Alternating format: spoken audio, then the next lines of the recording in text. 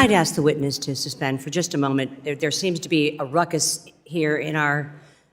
If you'd like to join us, we'd welcome if you could just sit quickly and quietly. SEC staff apparently cut and paste the same economic analysis and applied it to every rule.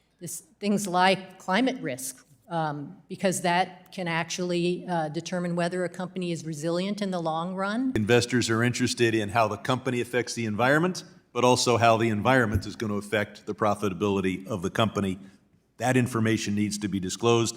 I actually think that the independence of a lot of these organizations, PCOB, FEDRA, MSRB, is sort of fictitious. I am not one to hand over authority to the SEC or any other regulator willy-nilly. I think it's completely unnecessary for the CAT to store Social Security numbers for all U.S. investors. How do you measure discrimination against women? Single loneliest position in Washington, D.C. is to be an advocate for competitive markets. Reducing its emissions or whatever. An embarrassment to the gentleman's party of time's Nixon, expired. the party of Lincoln, the party of Reagan, the Gentleman's economic time has profession. expired. I want to thank you all for joining today's hearing, where we will address clear examples of regulatory overreach at the Securities and Exchange Commission, the SEC. One legislative proposal being considered today calls for congressional disapproval of the private fund advisors rule finalized last September. I'd ask the witness to suspend for just a moment. There seems to be a ruckus here in our... If you'd like to join us, we'd welcome if you could just sit quickly and quietly. You're most welcome. My apologies, Ms. Thornton. Please do continue. Certainly. Now? Please do continue, ma'am. All right. Mr. Gulliver, I am deeply concerned with the quality of analysis that SEC staff includes with many of its proposed and final rules. In the equity market structure proposals, for example, SEC staff apparently cut and paste the same economic analysis and applied it to every rule. Mr. Gulliver, what would you say to Democrats who believe there is nothing wrong with the quality of SEC's economic analysis? I would say that issues with the SEC's economic analysis have been raised by former SEC chief economists from Democratic and Republican presidents. Yes. Ms. Thornton, there are those who say that if you want to make an investment based on something other than earnings per share, say on the basis of whether the company is doing a good job in reducing its climate footprint, that you should be deprived of the right to manage your own money, not by appointing a conservator, which we do for those who are criminally insane, but rather just deprive you of the information that would allow you to make a decision. Does it make sense in a capitalist society to tell people with capital that they can't make a decision based on climate? Not at all. In fact, capitalism is about information. Information is what makes capitalism work. And there are many kinds of information that have an impact on the value of a company and would impact an investor's decision about whether to invest. Things like climate risk, because that can actually determine whether a company is resilient in the long run, whether it's prepared for changes in the law around emissions, for example, but also in the near term, whether it's ready for disasters that are obviously coming. We have more and more billion-dollar climate If I can disasters. interrupt, I think investors are interested in how the company affects the environment, but also how the environment is going to affect the profitability of the company. That information needs to be disclosed. Can you lend some ideas about this action by the SEC to the entire marketplace? I think that was an example, the SEC repurchase disclosure rule is an example of a particularly flawed cost-benefit analysis and the importance of doing a high-quality analysis. So the SEC asserted that there was a problem where executives were, buying back shares on a particularly advantageous basis for themselves, but in fact they didn't provide any evidence to support that claim. and the court found that the SEC is obligated to do so in all their economic analyses. So one positive take from this is that future economic analyses, if the SEC claims there's a market failure, they have to substantiate it. The second issue was the SEC said there was no data to really do an in-depth analysis of whether or not this is a problem, but commenters provided the SEC with that data. And the court said, we're invalidating the rule for that. Do you believe that our investors today need to rely and depend on SEC? And rather than stripping SEC of its ability to regulate, they want to make sure that they're doing a job to protect their investments. What do you think? I think that without rules, it's possible for people who would do that to take advantage of others not having the information. And that's what the SEC is there to prevent, is to ensure that everybody has access to information and that companies disclose important information, basic information, financials, basic information about operations, and so forth. This is basic information that all investors need. And without the SEC, you wouldn't have disclosure of that. So, Mr. Burton, by ousting former Chair Dunkey and removing the full board and inserting his hand-picked replacements onto that board, did Chair Gensler politicize the PCAOB and erode its independence? He certainly exercised the authority that the SEC has over the PCAOB. In spades, yes. I actually think that the independence of a lot of these organizations, PCAOB, FINRA, MSRB, is sort of fictitious. Okay, yeah, let me hit on that. You know, I am not one to hand over authority to the SEC or any other regulator willy-nilly and without purpose and reason. But since the SEC already conducts oversight of the PCAOB, including approving the board's rules, standards, budget, it doesn't make a whole lot of sense to me that the PCAOB operate as a separate entity. But it does have an adverse effect in that all of the protections we associate with government, the requirements with respect to regulatory analysis, due process, transparency, the Sunshine Act, Freedom of Information Act, none of that exists. So a lot of things that protect the public and enable you to conduct meaningful oversight over the PCAOB do not exist as it's currently structured, and your legislation would solve that problem. Well, and that's what I was getting at. So, Ms. Thornton, I want to ask you, is this statute enough to ensure that the SEC continues to hold bad actors accountable? If not, what more can we do? Well, I think that its efforts on enforcing the marketing rules are very, very important. And it can go a long way, and we've seen that it has brought cases like the one you mentioned. But I think when it comes to AI, Chair Gensler has been very clear that there are possibly unique risks associated with AI that require us to take a closer look. He's deeply knowledgeable about AI, and I think that he's very interested in considering whether there are other rules that should be taken. Do you believe that the biggest cyber vulnerabilities are CAT? What do you think are the biggest risks to the consolidated audit trail from a cyber point of view? I think it's completely unnecessary for the CAT to store Social Security numbers for all U.S. investors, and it would be there's a real risk there that it could be breached and this information would be exposed. And we've asked both Robert Cook at FINRA and the SEC what their plan is to protect that PII, personal identity type information, and they've not really responded effectively with what that plan is. Do you consider that if they do store it, it's at risk for breach? Yes.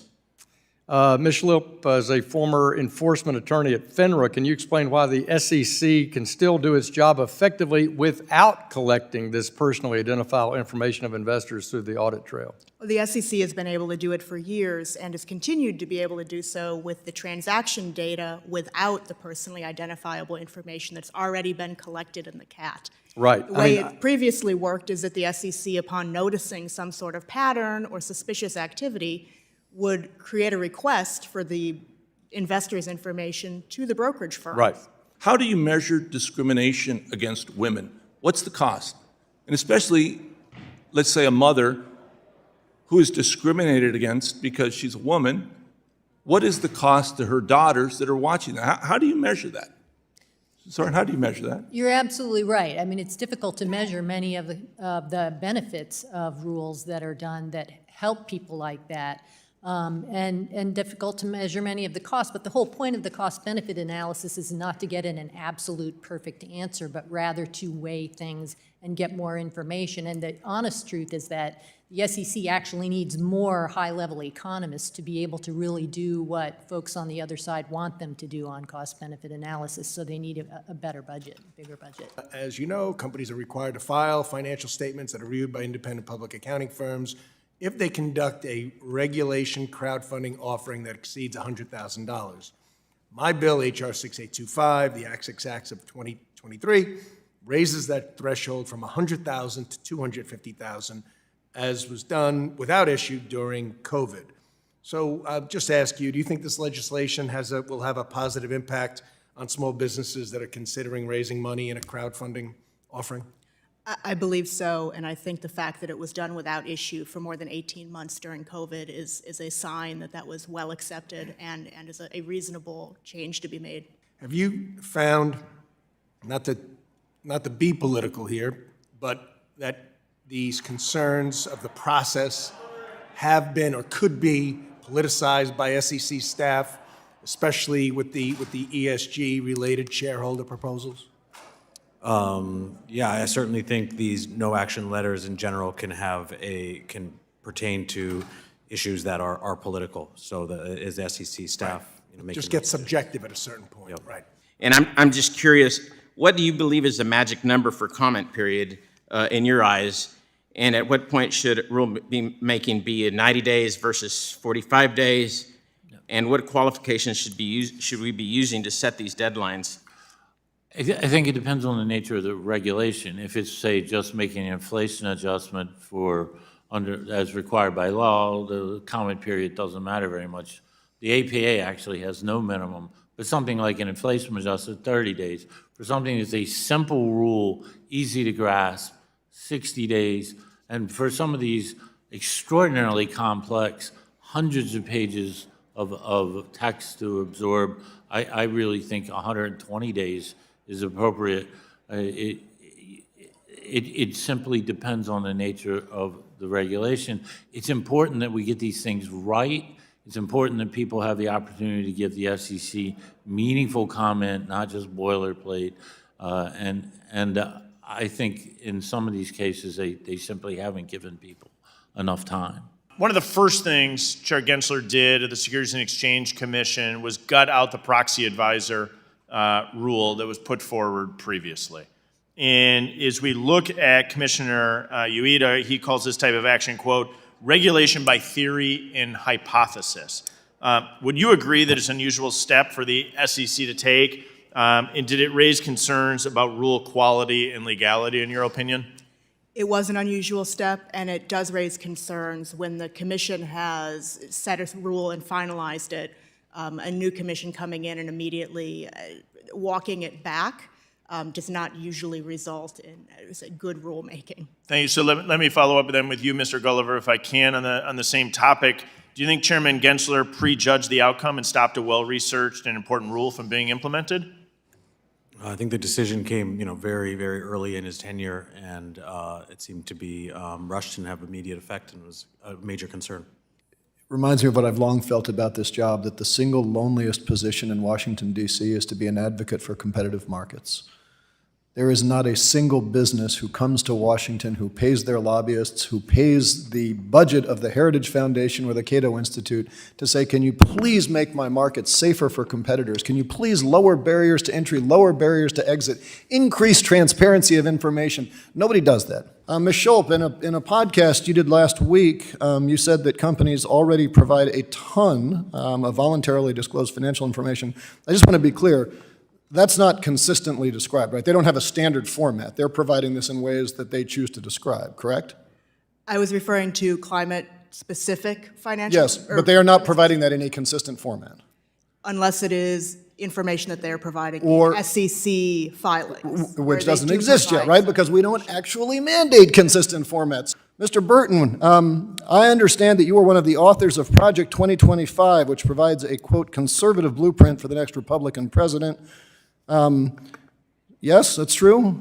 I was a co-author of the Treasury chapter and the author Okay, of the SEC chapter. that is massively irresponsible. I want to just point out, in the time I've left, Richard Nixon created the EPA. Ronald Reagan's EPA said we need to use the markets to price environmental externalities. That led to the Montreal Protocol, a global agreement on pollution control. George H.W. Bush's White House extended that to the acid rain trading program. Do not be an embarrassment to the gentleman's party of time's Nixon, the expired. party of Lincoln, the party of Reagan, the Gentleman's economic time has profession. expired. I yield back. I'd be happy to talk to you.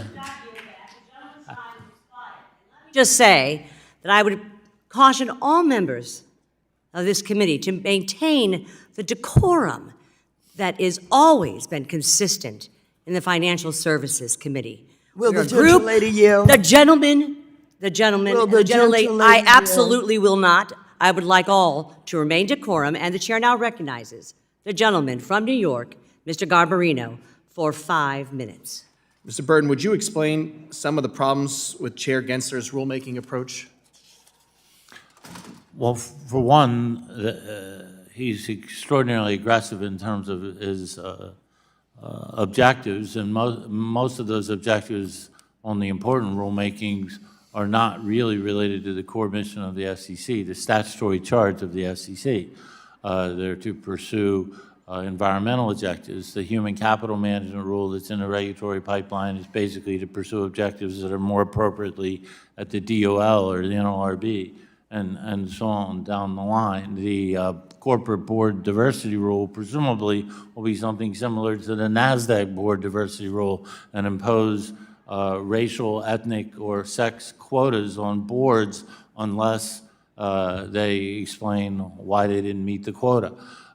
It's a form of racism that I thought was a relic of the past. So you have that. You also have the fact that the economic analysis at the SEC, and this predates Chairman Gensler, but it's becoming increasingly bad and not serious. And there's a fairly long list, but I don't want to take all your time. Well, that was my next question. Does the SEC's economic analysis suffer from Gensler's pace of rulemaking? And you just said yes, it's getting extremely bad. Mr. Gulliver, aren't staff accounting bulletins supposed to guide market participants in understanding and interpreting existing rules rather than making new policies, as SAB 121 does? Yes, they should. SAB 121 is, extremely harmful for investors in crypto markets. They'd benefit from having custody from well-regulated financial institutions, and SAB 121 prevents it. So what should the SEC have done differently? Well, I think they should rescind SAB 121, and they should actually promulgate rules that would allow for the regulation of crypto exchanges so investors in crypto markets can be better protected.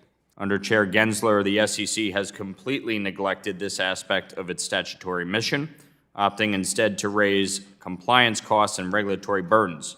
What are the consequences of the SEC neglecting this important duty? The consequences are terrible. In fact, when we have smaller businesses that are unable to raise capital, we don't have businesses that can continue to grow into bigger businesses. It creates a drag on the economy and creates a drag on the ability of investors to have companies to invest in as well. Thank you. And as I alluded to earlier, a concern that goes with the flow of new burdensome proposals is the lack of meaningful consideration of stakeholder input. Ms. Schulp, as someone that has written plenty of comment letters in response to SEC rulemakings, can you discuss the amount of time and work it takes to submit a comment letter addressing each of the SEC's questions while also evaluating their data? Well, I think it's impossible to address each of the SEC's questions in any given comment letter and any given rule proposal they put out that often runs in the hundreds of questions. SEC rule proposals tend to run in the hundreds of pages, and this is a very burdensome task. First, a company must determine, or a commenter generally must determine whether or not they're interested in commenting and prioritize their ability to comment on multiple letters at the same time. Personally, as someone who writes comments, it takes 60 to 80 hours minimum for me to review and write a comment. The SEC would put my time as an attorney at about $600 an hour. which means that a comment letter costs somewhere between $36,000 and $48,000 to write. I think that's a lowball estimate, and that's a big burden, particularly on smaller businesses who don't have staff or resources to be able to outsource multiple comment letters at the same time. It really decreases the ability of a company to make a comment on a rule that might affect them.